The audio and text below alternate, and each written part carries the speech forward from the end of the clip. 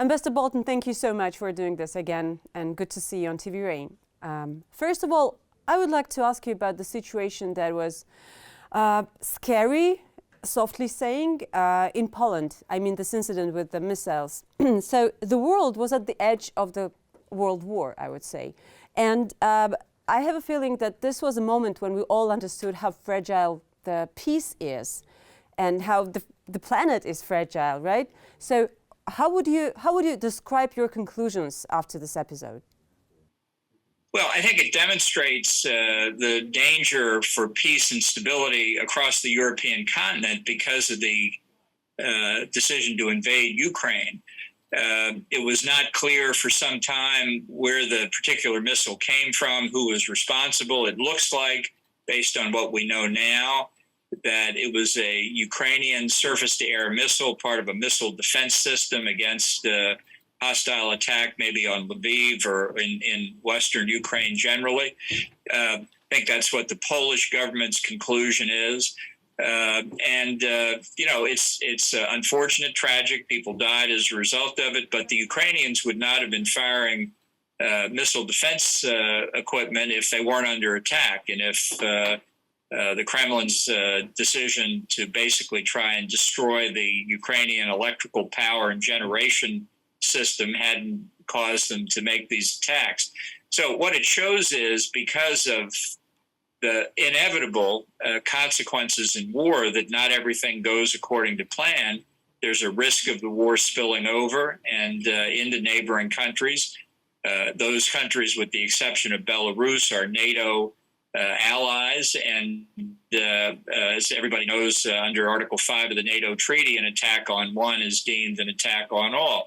So that's why people were very nervous. If this had been a deliberate attack by the Russian military, if there had been more than one missile involved, it could have gotten very serious very quickly. And this is why we formed NATO to begin with in the late 1940s, to get peace and stability in Europe. And even though Ukraine's not a member of NATO, that stability is threatened today. We have seen how the reaction of the American side was very soft, very attentive. I would say that from the very beginning, they were not making conclusions. And maybe because of that, this incident didn't grow to something bigger. Does this reaction, I mean, what can you say about the reaction of Washington? Would you do the same? Well, obviously I haven't been in exactly the same circumstances, but there certainly were a number of occasions when I was National Security Advisor when we had attacks on American facilities in the Middle East or elsewhere, or there were incidents involving attacks on American or the assets of friendly countries. The first thing you have to do is get the facts and not act until you've got a better understanding of exactly what happened. That's very difficult to do. It's certainly among people who heard about this missile explosion in the immediate aftermath were very worried about what it might mean. But you have to stay calm and find out what's going on. And I think that was done very, very professionally in this instance, and we were able to relieve people's concerns about this incident. But the fact is, Vladimir Putin has talked about the use of nuclear weapons. I think he's been bluffing so far, Really? But it makes people very nervous. So at the top leadership positions, people have to remain clear-eyed when this kind of inevitable accident of war takes place. Ambassador Bolton, Putin has mentioned that he actually was not bluffing about the nuclear threat. The same has said Dmitry Medvedev, you know, this guy, he was president once. And do you think that eventually they may become serious? Is there a nuclear threat right now? Well, I think you always have to look at it very seriously, but I don't think the threat is real unless there were a complete collapse of Russian forces in Ukraine, and they were heading back toward the Russian border, because I think that would pose a real threat to Putin's regime. Right now, I think Putin is weakened domestically because of the way the war has gone. but I don't think he's in danger of being thrown out of his position. If there were a real catastrophe on the battlefield, though, I think that would change. And I think for Putin, the ability to use a nuclear weapon might be seen as a way to help keep himself in power. I think people in the West don't fully understand there are different kinds of opposition to Putin. There are those in Russia who don't want the war at all. I think it was the wrong decision. But there are others who approve of the war, just don't like the way Putin is handling it. So the risk to Putin could come from a number of different directions. But until we get to that point, I think he knows that the consequences for Russia and for himself personally, if he used nuclear weapons, would be very serious. I would like to go into details with the words that you have just said about Vladimir Putin and his position in power. You said he doesn't feel a big threat, right?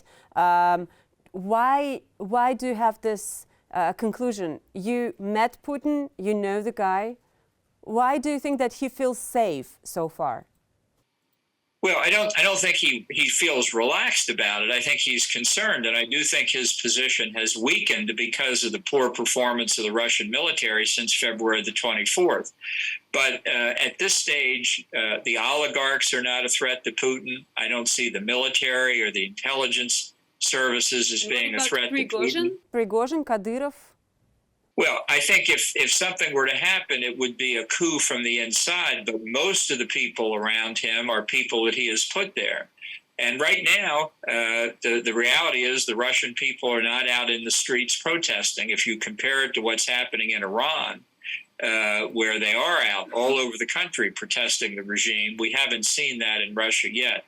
So I don't think Putin is really threatened at the moment, but the circumstances could change. If things got even worse inside Ukraine, that could be a problem for him. And do you think that things can get worse? Because I'm listening to different military experts, and they're saying that it would be extremely hard to get into another big city occupied by Russians, that for Ukrainian forces, it is a really complicated moment. Some military experts are predicting the freeze of the conflict for the winter months. What would you say? Well, I think that's what Putin wants. And by withdrawing from Kherson, he's now got the Dnieper River as the frontier between Russian forces and Ukrainian forces for a pretty considerable stretch. And in other parts of the Donbass, those lines have been frozen since 2014. So I think politically, Putin would like to freeze the conflict for the winter. He hopes that it'll be a cold winter and that Western Europe will begin to split away from Ukraine. I don't see that yet, but I think that's Putin's strategy. And I've heard people in Europe talking about what happens not this winter, but next winter. And so the prospect of a very long conflict here ultimately works to Putin's advantage. But we'll see what happens during the winter. I think it's the supply of weapons from the U.S. and other countries to the Ukrainians had a significant effect. Whether it can change further over the winter, we'll have to see. I'm going to ask you about the weapons, but before that, Ambassador Bolton, how do you see the end of this war? Well, you know, the approach that the Ukrainians have taken is they want full control over the territory of Ukraine. And whether people like it or not, when the Soviet Union broke up at the end of 1991, each republic had control of the territory it did as a republic of the Soviet Union. And for Ukraine, that was the Donbass and Crimea. I don't see Zelensky as being in a position politically where he can accept anything less than that. And I think given the recent Ukrainian successes, I don't see him having any interest in negotiating with Putin, no matter what either one of them say. So right now, the best estimate you can make is that things will freeze up over the winter. And what Putin may want to hope for is that the line of control becomes not just a ceasefire line, but a new de facto border. And I think this is what worries Ukraine, worries Poland, worries the Baltic republics, that Putin got some piece of Ukraine in 2014. Now he's got another piece of Ukraine in 2022. This is not going to stop until he gets the rest of it. The other former constituent parts of the Soviet Union are also worried. Moldova still has Russian troops in it. Moldova's power was cut off a few days ago because of damage to the Ukrainian system. So the position of Russia is not great from its own initial war aims, but they still hold more Ukrainian territory than they did on February the 24th. But is there a chance that any sides of the conflict, actually wins in this war? Well, I think if you ask the Ukrainians, they're fighting for their independence, and they're fighting on their own territory, and they're going to keep fighting. They're not going to make any concessions that I can see at this point. And as I say, I think politically, if Zelensky were to say, let's try and compromise here, I'm not sure how long he would stay in office. And is there anything that Vladimir Putin can take for himself? And I mean, can he offer any concessions to the Ukrainian side? Well, I think he would have to calculate what his political risk would be inside if he did that. And that's why the idea that the lines are basically static over the winter, the longer time goes on, the better the chances are that Russia will retain control over the territory it now holds. And Putin will try to spin that as a victory inside Russia. And if he can fracture the Europeans, if he can split NATO unity, so that businesses in Germany and France can say, let's turn the page, let's go back to business before the war, then Putin comes away with, it's not a victory, but it's not a defeat either. And it gives him time to restructure the Russian army in particular, which has performed so poorly, and try and rebuild from the losses that the military has sustained. How would you describe the military power of Russia these days? I mean, can you evaluate Russian army? Well, certainly things can't be going well if Russia is purchasing drones from Iran, purchasing artillery shells and artillery pieces from North Korea. There are reports of using air defense missiles offensively. American Secretary of State Lloyd Austin said months and months ago that the Russian army, Putin was feeding the Russian army into a wood chipper. The casualties have been high. Look, Ukrainian casualties have been high as well, civilian as well as military. But Russian military casualties, I think, have been very high for the state of control of territory. And at some point, the Russian people will wake up to that fact, and Putin's going to have to explain it.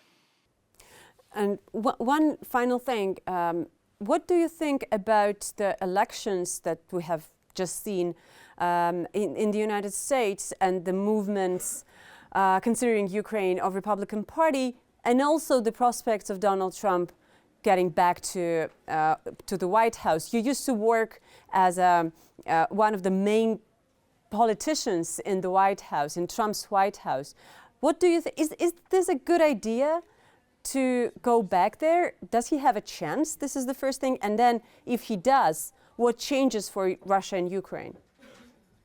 Well, Trump has announced he's a candidate for the nomination in 2024. I think his support is dropping dramatically. I think there will be a substantial number of other Republicans who will run for the White House.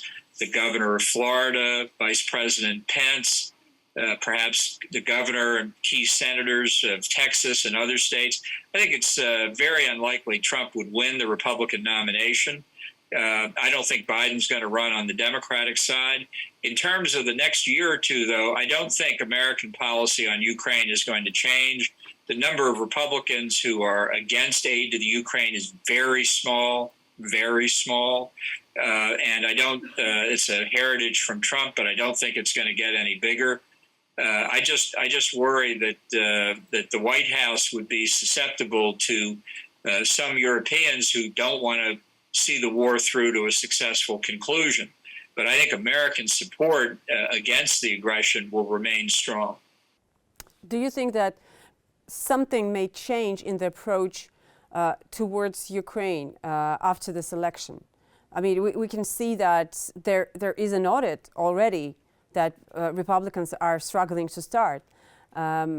Is this a bad signal for Zelensky? No, I don't think so. Look, I think we have every right to know how our resources are being expended, and it looks to me like the Javelins and the HIMARS missiles, artillery systems are doing very well. And it's important that people have confidence their money's not being wasted. We're not doing this out of charity. We're doing it because the aggression was unprovoked, and we think it's in America's interest not to permit territorial gains in Europe through military means. That's been our position since 1945. But just to say that we want to know how the money's being spent, I don't think anybody should object to that. All right. Thank you very much, Ambassador. Okay, glad to be with you. It was good talking to you. Thanks a lot.